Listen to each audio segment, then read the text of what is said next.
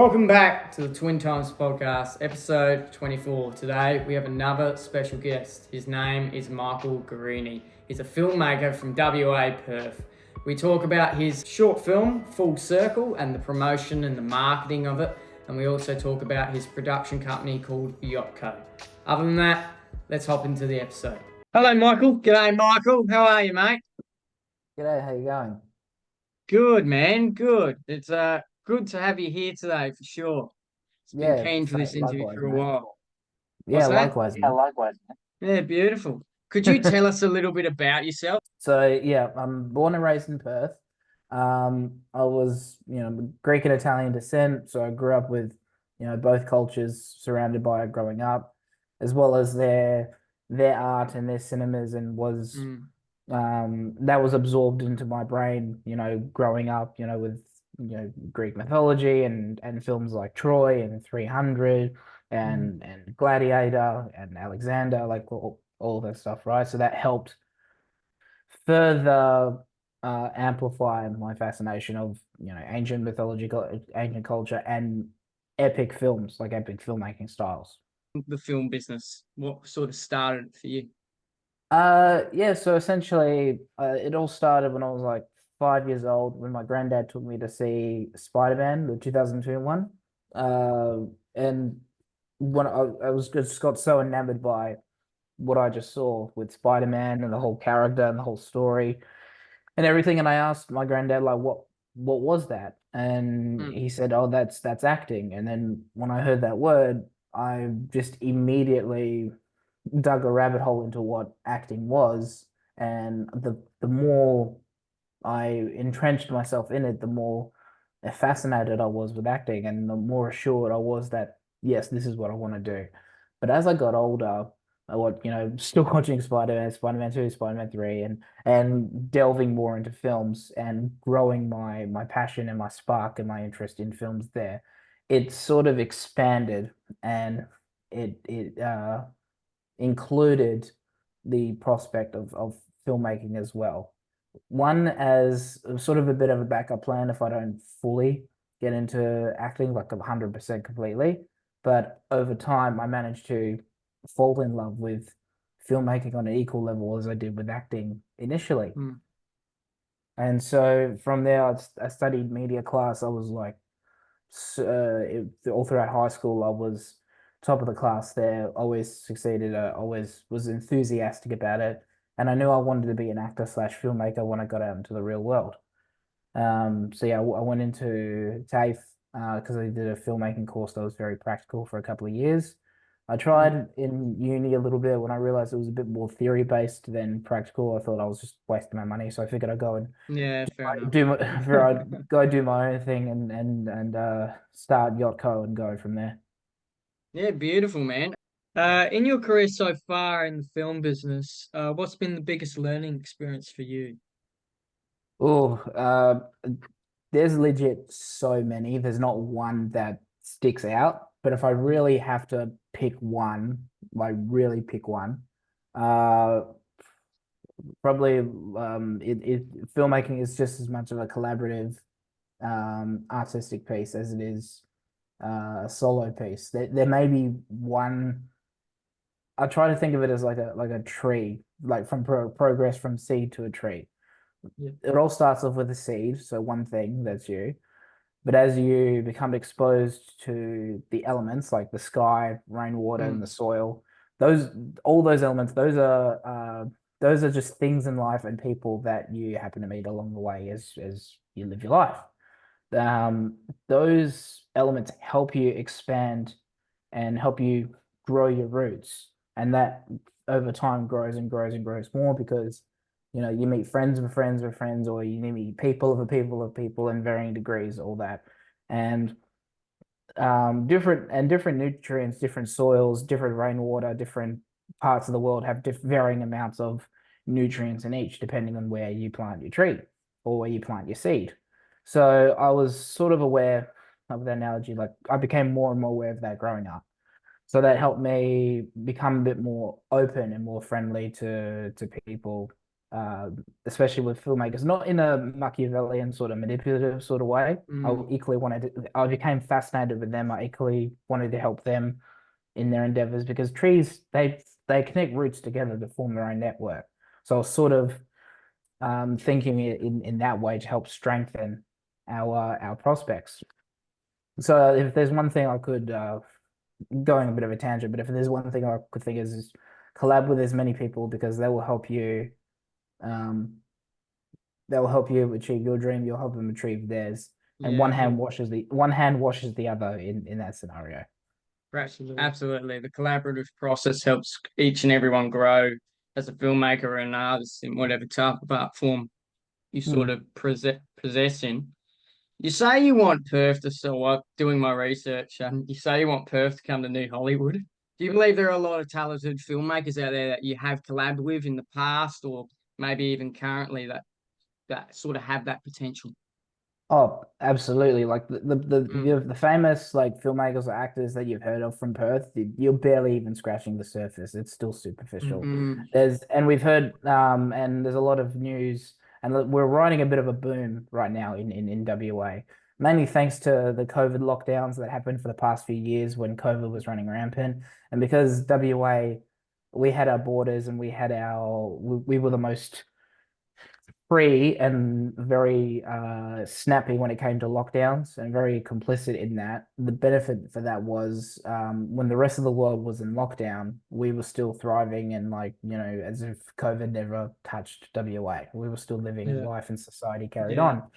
That led to Australia at that point in time having the best economy on earth.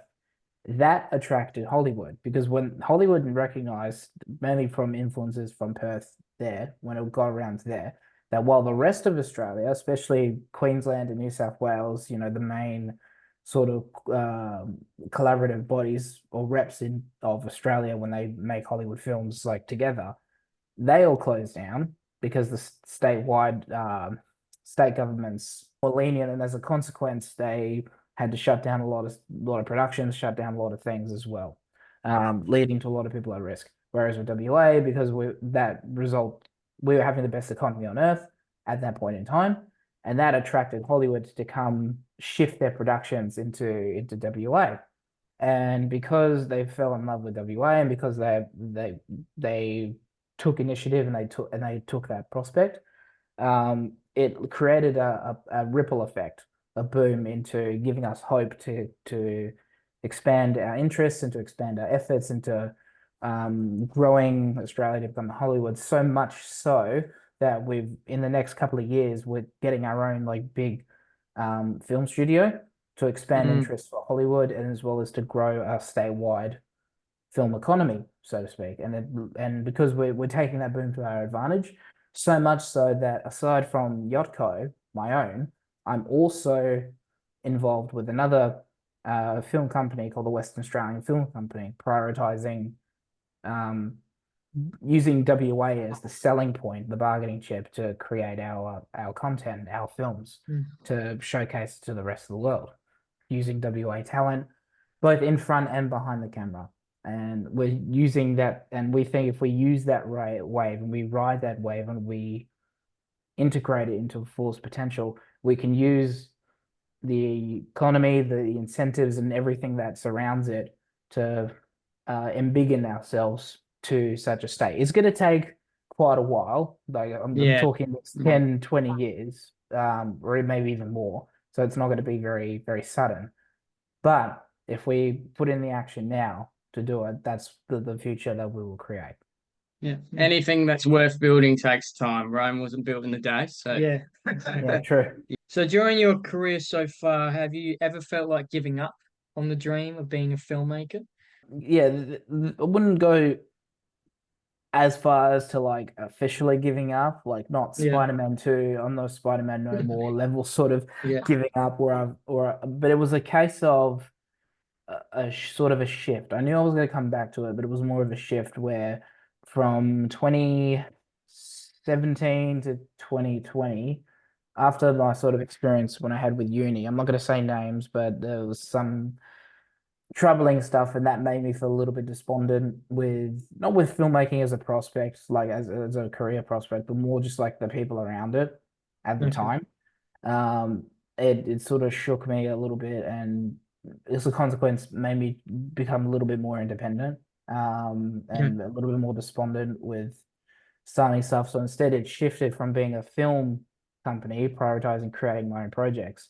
I started to shift more into the photography and videography side of Yeah. things, for like traditional like client work, everything with the exception of weddings, and I still do that from time to time. But Yeah.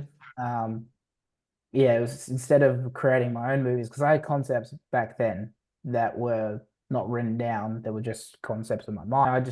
But instead, I just started shifting to start building building that brand for myself and start earning some money for traditional like corporate and promo work with my photography and videography services. It wasn't until 2020 when we reached COVID lockdown that made me realize how fragile and how sensitive our societal structure really is. That Mm. if a biological force like COVID can completely derail society and how we live as a whole, that kicked into my head that okay, this is no greater time to get back into it and to be more proactive in this endeavor now more than ever. The rest of the world is not hibernating, but we're all living in home. And I Mm. figured, no, there's no other advantage. There's no other advantage for me. There's no one else, overriding what I'm doing. So I figured now's the best time to try it again. So it was a wake up call. And from there on, from 2020 onwards, it helped me. I've taken more initiatives to get one step closer to creating my projects and to expanding YOTKO as a official like production company and to get started Yeah. from there. So that kind of leads into the next question. What made you want to start your production company, YOTKO? Yeah, initially I wanted to start it because even though I like doing freelance work as well, any smart businessman will try to start their own business. Because I noticed that working as a I've always been like wanting to be my own boss sort of Yeah. thing, Mm. and I got inspired with that entrepreneurial point of view from both sides of my family. They work for them. They had their own business. It made it attractive to me at a young age to Yeah. in order to sort of get things done, not just your way, but just to get things done that you want to be done in general. And I figured that was the most effective way to do it. And economically, it just sounded a bit more sound.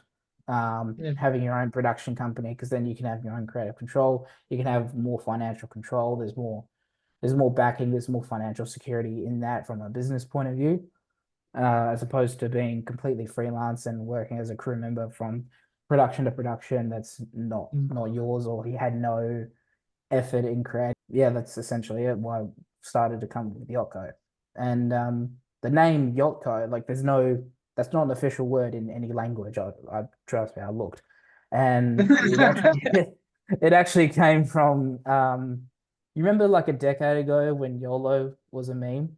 Yeah. Yeah. Yeah. There was the so basically what happened was when YOLO was coming around like 2011, 2012 ish, Yeah. I went to a school called Trinity College, and I saw like I think it was a sticker or some graffiti or some like scratchings on a wall or something. Or maybe it was a toilet wall, I can't remember. And it said YOTCO, as in you only Trinity College once. It was an offshoot of that. Yeah. And in when I was reading it in my mind, I was reading it as Yotko. That actually sounds cool. That actually sounds like a cool name. Yeah. Right. So to not completely rip it off, I changed the Y into a Japanese yen, the first O as a Greek omega, and then swapped the C with a K. Yeah. And when I draw it and when I looked at it, I thought that actually looks like a cool logo. That looks like a cool name, a cool design. It sticks out. I haven't heard it from anywhere else. It's not like a borrowing or like not a borrowing from anywhere else in the Yeah. world. So no one would be none the wiser until I explained it now. Um, Yeah, you so just exposed yourself. yeah, but hey, look, I've already trademarked it, so yeah, no one else can do it. But no, it's all good, mate. Um, yeah, that's where the name sort of stuck, and it helped me. Yeah, it helped me stick out a lot more compared to other like production companies or production brands in Perth and the rest of the world. Fair enough. Anyway, yeah, what does day to day look like at YOTKO? Are you working on anything currently? Yeah, I mean, like no 2 days are the same, but Mm-hmm. as of this recording of this podcast, I'm actually creating two podcasts myself. One is Oh, called wow, yeah, right. Yeah, one's film related, the Yacht Cast, so that's connected to my YOTKO business. And another one, just like another throwaway one where I talk about anything and everything, for stuff that is not like stuff I wanted to talk about on a podcast, but doesn't fit with Yachtcast. I call it the Mm, Green Hour podcast. okay, Yeah, so cool. that's like a mate's bants sort of like podcast. Anyway, so I got that. And after Full Circle, I'm currently editing a documentary that that I shot for a few years, Nice. about a bodybuilding couple in a little city called Rockingham. That's also where Sam Worthington is from, by the way. Yeah, Um, yeah, right. Beautiful. uh, so yeah, I've got that, and I've got a whole bunch of other concepts. But I'm also working as a crew member for hire for my mates and for WA Film Company, Yeah. as I Mm. said there before, as cinematographer or marketer or editor or writer and stuff.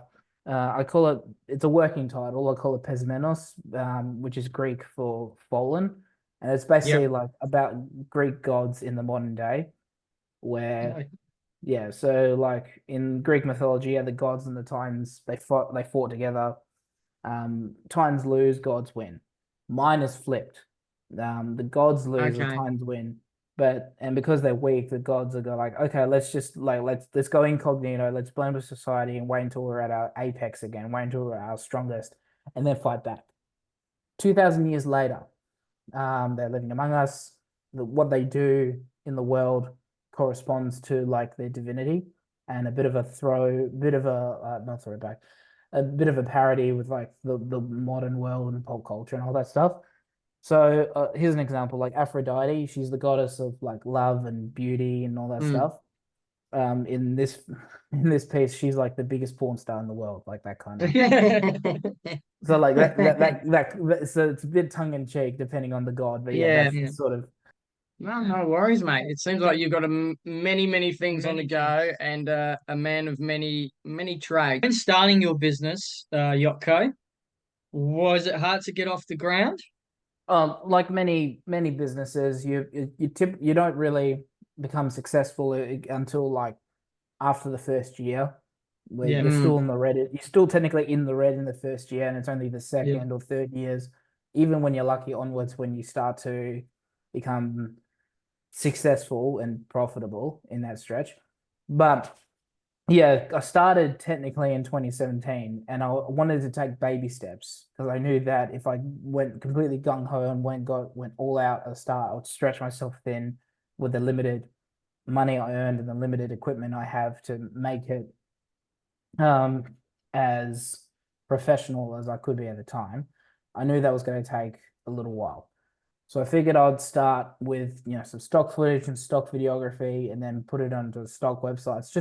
And I'm still doing that as well, like Yeah. just to earn some sort of passive income over time, as well as to help train myself to learn more about photography and videography my way and develop my own style along with that, and then use that as leverage to contact and network with other filmmakers and other people that needed brands and advertising and on their end to yeah to if they needed my photography and videography services. And so with there I worked with a few local businesses, like a few cafes, and I worked as a under the wing of a commercial director named Ross Tinney. So he gave me some work here and there, just being his like assistant and all that. And I learned a lot, well, especially when it came to commercials and a lot of and advertising, so to speak. So I learned Yep. a lot from that.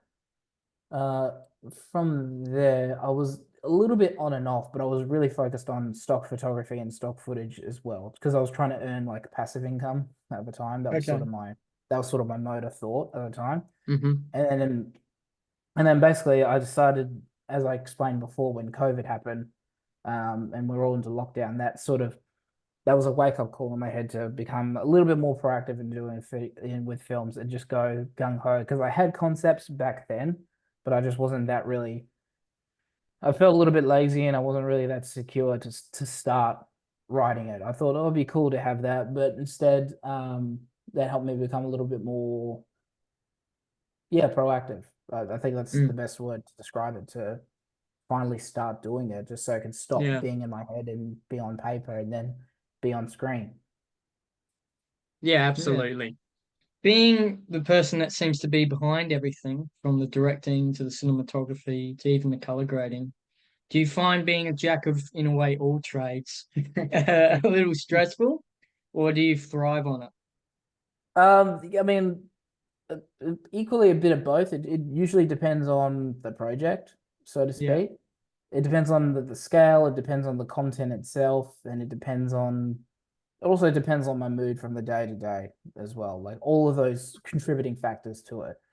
I like being a jack of all trades because it helps you, one, it helps you stick out, it helps you become versatile so that if from an employment point of view, your options are not not limited. You're more endless, so you help stick out. Yeah.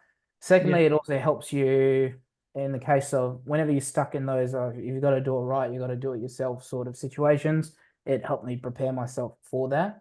And having a jack of all trades, it helped me becomes one step closer to achieving my vision in the way that I know how to do it and as accurate as possible, from head to page to screen. There's always going to be a lost in translation element in all films. I was aware of that, but I figured if not mastered, but at least become a jack of all trades, I at least have some creative control. Most of others, compared to others who delegate their stuff to other people of in their own unique professions that they've strengthened. So that was my headspace for the past few years at the time, and I figured because I'm starting out, I'm the one man crew here, so I figured I might Mm. as well not shoot myself in the foot, and I might as well learn as much as possible Mm. about multiple things on my own, just so that I can be one step closer to achieving my dreams and achieving my creating my projects. Yeah, it's good to. Uh, Oh, you go. Sorry, how did you learn all those skills? Did you learn it by YouTube tutorials or? Oh yeah, a majority were YouTube tutorials. Yeah. Yeah, But also absolutely. It's sometimes with secondhand from a couple of other people I knew who had other software, and I became interested, and as well as some other film podcasts as well, where they talk about editing with a certain software or doing something this particular way rather than the traditional way or whatever, that kind Yeah. of things. yeah, absolutely. It's good to dabble in a bit of everything. So, like Charlie said, a bit stressful at times. Coming into now, we're about to talk about Full Circle. Were you stressed on that sort of job, or not really? Yeah, I wouldn't say completely stressed, but there Okay. were certain phases in the production that cause some stress about certain Okay. things. That stresses were mainly because it was the first short film outside of film school, outside of TAFE. So that Okay. Right. so because it was my first production, I wanted to make sure I wanted to get things as right as possible. One, to look serious and to be serious with the people that I'm working with, to show some profession, to be professional, but also at the same time to prevent as many superficial mistakes that a lot of uh, first time filmmakers start to make, even when they are fresh out of film school, that they learn not to make those mistakes just because they're starting out on their own. They're prone to stretching themselves a little bit too thin or to be a little bit more sensitive to at the cost of making those mistakes. So that's Yeah. why it took a couple of years for Full Circle to get made, because I wanted to be a little bit slow, but a little bit methodical, and slowly but surely, you know, doing my homework and preventing those stresses. The biggest stress, I should say, not to be a downer on this, but during post production of Full Circle, my best mate, who was working as a grip on Full Circle, unfortunately passed away from tragic Mm. circumstances. And so that caused, like, for a couple of months, that caused me to, in the grieving process, to just put it to a halt. I was going to continue with it, but I just needed to take a break, to grieve and to Mm. mourn. So that was probably the biggest stress about, just surrounding Full Circle as a whole, knowing that production was stopped because my best friend passed away. And yeah, so that's why I dedicated to his memory when I completed it at the very end. Sorry for your loss Yeah. as well. Sorry, thank you so much. So, what made you want to make a noir movie for your first kind of short film outside of TAFE? Well, funny enough, I was actually watching Sin City at the time I was writing Yeah. Full Circle because I had that as a dream, and combined symbiotically while watching Sin City, I loved that black and white art style, and I wanted to have create a story that was a throwback to 1940s and 50s European cinema and that noir style that was very popular, at that time period. And I thought with my story, if I make it as a noir, like a black and white noir, it black and white photography and cinematography always happens to make it not just look old, therefore as a timepiece, but also it increases the tone of seriousness within your plot. Doesn't matter what your plot is. If you make it black and white, it will make it a lot more gritty and it'll make it a lot more serious. And that's the sort of mood that I wanted to go for with black and white. And also as a throwback to that pulp 50s noir sort of cinema that I learned to love, as well as Sin City. And at the time when I was having that continuous dream that further inspired me to put it on paper, I just saw it more and more as black and white, and I just view it as like that's the true perspective, that's the true vision I had for with to make it as a noir. There was no other way of telling that story authentically that I had in my head without making it black and white and without turning it into a noir. Nah, beautiful. Yeah. I'm a sucker for black and white Yeah, films. it always looks great. Yeah, Yeah. of course. Mate. Yeah. When I was watching the short film, the film to me seemed very slow paced. Was that the style that you were going for when coming up with the ideas of how you wanted to present this? Yeah, subconsciously that was actually quite intentional because I knew that when I wrote it, it was only 3 pages long, and the traditional like ratio is like 1 page equates to 1 minute in film, right? So if it was truly in that process, the film would be 3 minutes. But if I made it a little bit slow paced, and if you have something, I'm not going to give too much away for those who haven't seen it, but there is a twist. And I've noticed that with a lot of films that have a twist, they tend to be slow paced for a reason because it further elongates and it further amplifies um the suspense of films that have a twist in it. If you further elongate it and make it the pace slower and slower, one, it draws out to make it more screen time, but second, it also makes the impact of the twist a lot more effective. As opposed to a very short, fast-paced style and then have a twist, no matter what the narrative of that film is. The payoff is not as hard hitting. It's not as there's not a lot of oomph in that twist. Whereas if you draw it out and make it a little bit slower and you further like stretch out the suspense, it then once the twist happens, that's when it becomes a lot more hard hitting, and a lot more effective. So that was the reason why. Yeah, you can definitely see that when watching film. It brings out the suspense. Absolutely, especially Yeah. with the ending. Yeah, Shocking. We love it. so you did say you watched Sin City for this film, but what other types of noir movies did you watch to grab inspiration? Funny enough, when I was writing incidentally, a mate of mine, Jeremy, we watched Chinatown with Jack Nicholson. That's Okay. another noir film in the 70s, and I just Yeah. love the intricacies of the cinematography of that film, along with and I like that with noir, it's very contradictory to a lot of typical Hollywood sort of formula story structure of there being like a climax and a happy resolution. Whereas with noir, the tone and the story of the negativity within that story is consistent through and through. And this makes it sound like I love negativity or I love negative things. It's not. That's not true. But I like it when they're against the grain and sort of defy that typical structure, a Hollywood structure, and it makes it more more engaging and a little bit more realistic in a artistic piece that's where the majority of that fluff is surrounded by positive fluff. It helps it stick out a little bit more. And with a lot of noir, the realities and the within the films and the story and the plot and the tone remains sort of consistently negative, which makes it a little bit more grounded with reality as opposed to more escapism with the traditional Hollywood sort of story structure. And so that's what drew me fascinated to noir as well.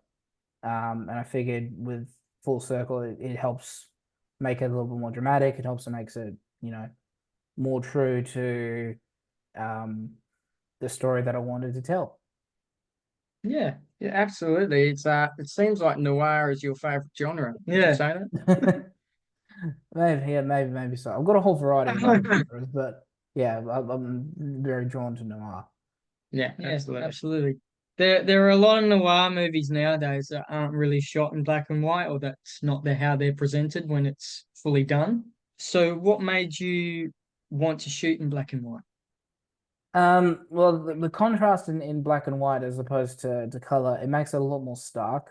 And subconsciously, like psychologically, when you see things in a black and white view, your viewpoint and that perspective on that thing coincidentally happens to be like it transforms more into black and white thinking. Mm, And with noir, in terms of the visuals of a black and white monochromatic style, there's only two colors, and you have varying shades of gray within it. But because of those two colors the they limit the saturation, they double the contrast, so to speak, and psychologically that gives a very black and white view to not just to how the world is in that story, but also how the characters are, what the dynamic of this reality within this film is, and that helps to give off there's no message with it, but to give off the perspective I wanted to share within Full Circle that yes, this is a very black and white, deceptive, cold world where yes. there's little to no nuance within it, and it's either very this or that sort of perspective, and that's very common in a lot of noir films to the point where they now realize that and that they intentionally try to impose that into noir films to show the gritty world that it's either this or that, it's black or white. Yeah, absolutely. Would you say noir movies are your specialty? I You know are good at it, just so thank you. I know it sounds like noir is like my default art style or my default genre, but I've got plenty of other concepts that fall into numerous genres. But I do think there is a bit of, I would like to add a little bit of noir aspects and pepper it through other, mm, like my other concepts or other yeah, concepts that I touch that they're not completely noir, but they add little elements to that just to help ground that little element of reality, just to give that familiarity to the audiences. absolutely. Because It's good. Yeah, sorry. It's good to have certain elements of noir movies and other genres to yeah, because kind if of. I may expand on that, it's Mm, a lot of people view films, especially short films, as a form of escapism. Just they dedicate their yeah, lives to not care about whatever problems they're currently facing in the real world, and dedicate a mm, portion of the time in their life to watch something that is spectacular and awesome and just distracts them from um, the views at large. And that definitely has its place, not slamming that in any stretch. But I think films that help us realize that, yeah, the world is like this in some way, whether it be exaggerated in noir or in drama, that, yeah, the world is like this. And the problem I have is that if you fully absorb yourself in these films to escape in it continuously, to distract yourself from the world, that hurts you more than it does benefit you. And yeah, that's what, mm, so maybe that's why I may have this subconscious um, imposing of like dramatic, borderline noir style visuals, imagery, or even storytelling, to remind us of the audience that yeah, the world is shit, but escaping yourself, but escaping too much into fantasy is going to hurt you more when reality Mm. inevitably hits you, as opposed to being aware of the reality in a more exaggerated form. And also, if you show the world all the realities of what people's lives are in film in a more exaggerated world, I had a rowing coach who taught me this, right? It's like whatever weight that you're stuck on, right? Yeah. Go 5, 10 kilos over that, and then try to do the same amount of reps. And then the second you're more tired of doing that, go back to the weight that you were originally stuck on. Then you notice that that feels a lot lighter than the weight that you did just then, that was heavier. Mm. Similar effect to that, where if you show exaggeration and more dramatization on that, it makes the realities of the world a whole lot less scary compared to what you just saw Yeah. with that. You know what I mean? Yeah, no, I Yeah. totally get it. Great analogy. Yeah. We love that. Specific type of music you used in this film. Why did you use that type of music? Um, that that actually is a good question. I haven't really really thought about it so much. Ah, More as typically because it's very like that music was very classical orchestrated, and that's just sort of the kind of music I had in my brain when I was having that repetitive dream over and over again, and it became more okay. and more Yeah. reinforced. Um, and because that also helps with the pacing as well, music. And I wanted Yeah. something that sounded very somber to reflect the ending, but also to reflect the world and the situation that's happening in the short, as well as to have it more classical. Because I noticed that in Mm, noir, the music is not so much very modern pop, but obviously very orchestral or very classical sounding instruments like violins, cellos, saxophones, moody and broody sort of music. So I wanted to incorporate that element into short. And I just found on Artlist, I was scanning through a whole bunch of pieces of music to see what would be the most fitting in the timeline and also within the story. And those two pieces of music, those two songs were legit perfect. And that was like the Mm. first 5 scans that I said. I was like, oh, okay, oh Wow. yep. wow. And like it's not Lucky. like it's not like I like listen to those and go, yep, they'll do, just put it in there. Like just to be absolutely sure, I went listen to like 50 or 100 more so, but those two just was stuck in my brain. I was like, yep, okay, that's it. I've had enough. I'm good. Just Yeah. slap Yeah, them on right. there. Yeah, well, definitely suits the film. So you definitely got a nice ear for music for sure. You do Oh, too thanks, as mate. well. Yeah. When you made the film, did you have a particular target audience in mind? Well, funny enough, no, when I was writing it, no, because like I just wanted to, Okay. to get it out.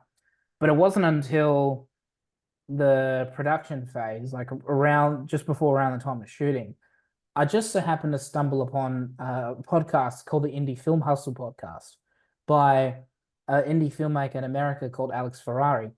His podcast and his specialties are primarily about indie how to hustle with the indie film, so how to make a business out of it, how to monetize it, how to distribute it without shooting yourself in the foot, both economically and socially and prospectively, all that stuff, right? As well as how to engage and how to market your film and how to find your audience. His key thing that he like tries to cram into people's heads is to know whatever film or no matter what IP or no matter what project you're making, know your audience. Mm. And when I went back into the script and I realized, okay, what's the sort of who are the audiences for my short film? Who would they be? So that's people who like noir. That's people who like black and white cinematography. That's people who like drama. That's people who like assassins or like hitmans, like as that niche subject. That's people who like femme fatales. That's people who like Australian films. That's people who like independent short films. There's people who like short films in general. So that was essentially 9 target audiences that I just listed. So once I realized, okay, those are my audiences. When it came to the marketing stage and when it came to the distribution stage, those are the audiences that I should focus on. And I should add as keywords when I'm releasing my short film because I knew that I was lucky I found that in that journey because otherwise I'd be pretty lost and it wouldn't be have as many views and wouldn't have as much of a reception as it did if I was not aware of that podcast at that point in time and was a little bit lost into who my audience was. And because I Yeah. already had those audiences in general, that helped me get a better understanding as to how to grow my own audience with my own projects in the near future. Yeah, absolutely. Did you take it to a couple of film festivals? Yeah, yeah, I did. In fact, I did. Funny enough, I submitted one and I got one in Glenelg last year. Yeah. Well done. Yeah, so there was one for a WA one called Made for WA. Yeah. So the Glenelg Film Festival for one. There was one in Prague, two in LA, and one in Athens. Funny enough, so that was all good. Yeah, lovely. And one in oh yeah, one in India as well, the Sunfest Short Fest Film Festival. Yeah, so and I was more of a case of, to be honest, like I viewed that more as like a rite of passage. I wasn't really so Mm. much. I didn't put a lot of emphasis. I didn't put a lot of interest in if my short film wins a film festival or not. I was more Mm. like, if it did, great. Like that's fine. I'll be still be happy regardless. But if it didn't, I wouldn't be despondent. I wouldn't be depressed. I wouldn't be Yeah. upset that I didn't win. I wouldn't have given my hopes up. I knew what the realities of how slim pickings film festivals are when it comes to winnings. And I know they have certain films that they want to see or that they want to win. So, and I knew that with my film, it was going to be a little bit against the traditional type of films that they give out awards to very Yeah. easily. So I was a little bit cynical of that, but I knew that at the beginning. So that's why I went. So that's why, from an economic point of view, I went for film festivals, not all of them, but most of them that had some sort of prize money. That way, Yeah. Right. Okay. because from an economic point of view, I can at least get back. It made the expense of submitting to a film festival a little bit more worth it if I had a chance of winning some sort of prize money for it. Secondly, I can then give it to my two other producers and as a reward for myself. And also, I come from a viewpoint with awards that like I'm not really that big in winning sort of awards with films per se, Okay. because like yeah, you got a nice little piece, but aside from that, like hanging on your, hanging in your office, like what else is it for, right? And a lot of people Yeah. say like, oh, what's a big producer may see that and may be impressed. Yeah, but they hand out hundreds of those kind of awards to multiple film festivals around the world. It's not really Yeah. the speciality is sort of lost its sting. But what helps its short films stick out more nowadays more is that if you've managed to make money off your short film in some way, as opposed to winning an award, because it's a lot Mm. harder to earn money from your short film as opposed Yeah. to winning an award from that. And I guarantee you, and I say this to any other filmmaker, if you're having that lottery ticket dream of like some big producer is going to be at some sort of film festival and takes interest in your short film because you think it's won an award or it sticks out somehow and wants to bring you on board attached to some other bigger film role, film producer and a film investor is going to be a lot more impressed that you actually made money from your short film rather than winning Mm. an award. Because winning an award only means that, oh, a certain group of people that are involved in this Mm. film festival like your stuff, as opposed to the big wide audience, Yeah. where because symbolically, what garners interest in a society that someone likes something? They pay to have a They copy of pay it or to, to they pay to have a see it. version of it. So if you're earning money from it, you're getting more interest and better reception from the world at large in different groups, as opposed to a more biased, limited amount of people in a certain space in society. Money is a better representation that your quality, your product, or that your art piece is better than Mm. any award ever will, at least in my mind. Yeah, beautiful. You've just given really good advice there. There are Yeah. a lot of young filmmakers that watch this podcast. Yeah. So, really, really good advice for anyone that's listening Absolutely. or watching. Oh, thanks, man.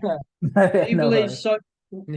sorry, do you believe social media carries a lot of value in marketing your short film or in any type of film marketing, whether it be a short film, feature film? Yeah, nowadays it's the only valuable thing in reality now, because almost everything is on social media. Because doesn't matter what corner you are in the world, there's at least a social media platform designated to that country. Yeah. And think about it, where's the first thing you see a trailer to a film? It's not on TV, it's not on billboards, Instagram. it's on Instagram, it's on Twitter, or it's on Facey, it's on TikTok. It's on social media. You see stuff on social media first before the traditional exhibiting platforms, like on a big screen in your country, your town square, or your local TV, or a local like screen on public display, or on a billboard somewhere, or even through word of mouth from a family member or a friend or a colleague or whoever. So you see things on social media first, and the rest of the world is catching up to that, or has now fully integrated it with their advertising for anything and everything. And the only way to make any sort of noise is to be proficient at that with social media, both in terms of free and in terms of paid advertising. And one of the best ways nowadays is that, unfortunately, because we have this big pool of films and short films of content produced by many people around the world, everything just sort of gets lost if you do little to no marketing at all, or if you don't do any sort of paid advertising, you don't add that to your budget. So the best way to stick out is to, unfortunately, play that game, but you can play the game in any way that you can, at least that you can afford to, or you think you can do it. And you can be creative in how you do it. There's multiple ways to do it. And that's what the sort of thing I like a little bit about marketing and advertising, is that there is if done right, there's a flair of creativity that you can do with that as well, to help it stick out as well. So it's not just, insert X amount of money and then he'll show this amount of views on this amount of platform, yada, yada, yada. And so I realized that, throughout the production growing up, so I wanted to integrate it and maximize it as much as possible. And what I did was I did it in sort of 3 stages. One was through, I posted on my YOTKO post, like my own Insta page and my own TikTok page and my own Facebook page, that a local screening was about to happen. I then further forwarded it by scanning and looking at other Perth film groups on Facebook and just sharing it into all of them to garner as many eyes as possible. I then replicated that formula, at least on Facebook. I replicated that formula by when I did a second